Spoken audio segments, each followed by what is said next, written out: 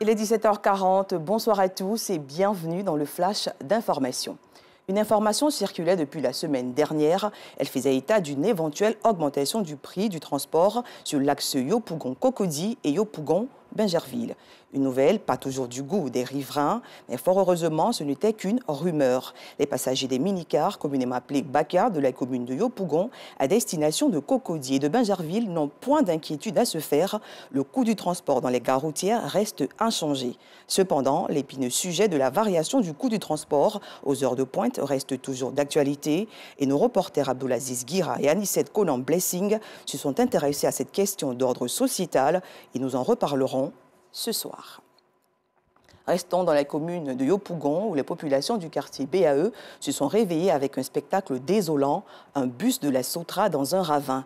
Selon des témoins, le machiniste aurait perdu le contrôle du bus, ce qui l'a malheureusement poussé à persécuter un véhicule personnel pour enfin terminer sa course dans les broussailles à quelques encablures de la BAE, brigade anti-émeute au 3e pont de Yopougon. Plus de peur que de mal, pas de perte en vies humaines. Informés, nos équipes se sont rendues sur les lieux pour de plus amples informations. Leur constat dans la grande édition. Une note de culture dans ce flash, retour sur cet événement majeur de la commune d'Abobo, le concept Abobo en fête. Plus qu'une foire, cette palette d'activités récréatives a été initiée par les responsables de la mairie.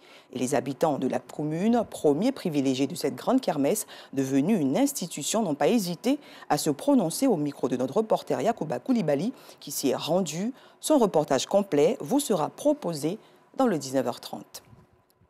À l'international, la route a encore endeuillé des familles au Sénégal.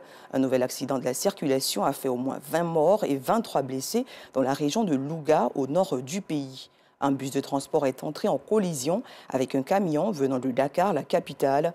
Cet accident intervient dans un contexte assez tendu dans le domaine du transport. Le 9 janvier dernier, le gouvernement a annoncé une vingtaine de mesures pour lutter contre l'insécurité sur les routes. Et notons que ce drame intervient 8 jours après l'accident le plus meurtrier des dernières années dans le pays. Accident qui avait fait, on s'en souvient, plus de 40 morts.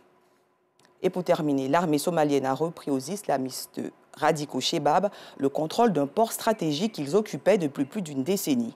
L'information a été rendue publique aujourd'hui par le Premier ministre somalien. C'est une victoire historique. Les braves membres des forces armées nationales ont libéré la ville portuaire stratégique de Hararder. Ces propos du Premier ministre Hamza Abdidar décrivent la joie des autorités somaliennes. Signalons que la ville a été reprise sans aucun combat, les Chebabs s'étant retirés avant l'arrivée des forces gouvernementales. Rappelons que les Chebabs combattent depuis 2007 le gouvernement fédéral soutenu par la communauté internationale. C'est la fin de ce flash. Merci d'avoir suivi. Je vous retrouve à 19h30.